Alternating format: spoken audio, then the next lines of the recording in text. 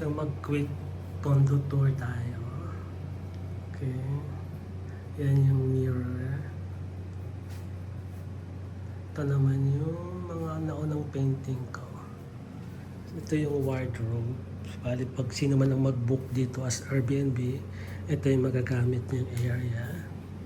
And this will be the living area. There's a sofa bed here, good for 2 weeks, a double.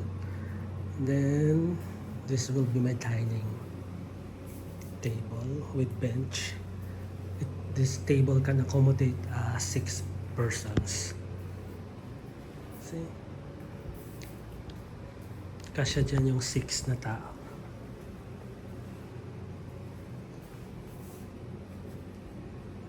And this will be my kitchen. Okay. Nandito yung mga yeah, and this of course mga utensils. Yes, there are some extra plate here. Of course, yeah. And this will be my bar area. Yung mga extra storage. There's a microwave oven and a 5 cubic refrigerator. Since this is a studio apartment located along EDSA Mandaluyong, so andito yung that is my own painting. It's the 120 by 90 cm. Okay, ito yung double bed. It's a platform bed. Okay, yun yung air condition. And this will be the entertainment area.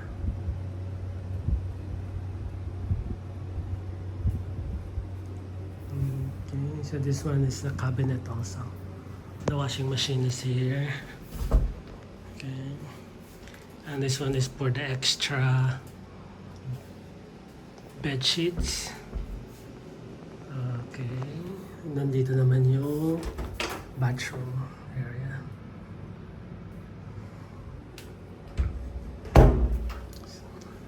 So quick tour lang ito sa condo. This is open for Airbnb. And this is along EDSA Mandaluyong. Very convenient sa lahat ng lugar sa Metro Manila. Okay. Just send me direct message.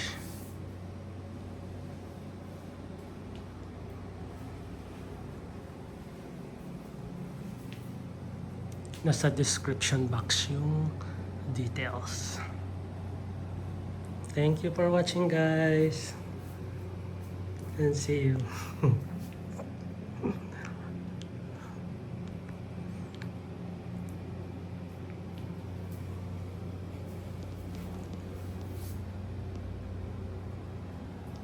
And syempre, ipakita ko rin pala kapag night mode itong area. Mas maganda rin siya.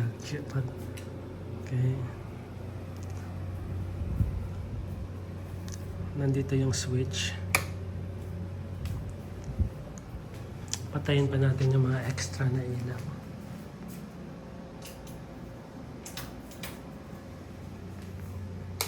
Ito yung night mode niya. Napaka-relaxing. Diba?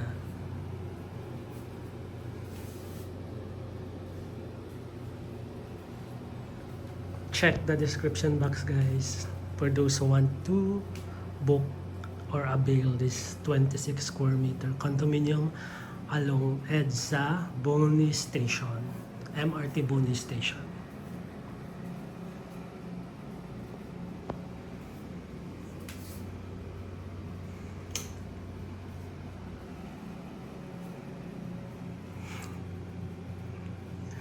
Bye, guys.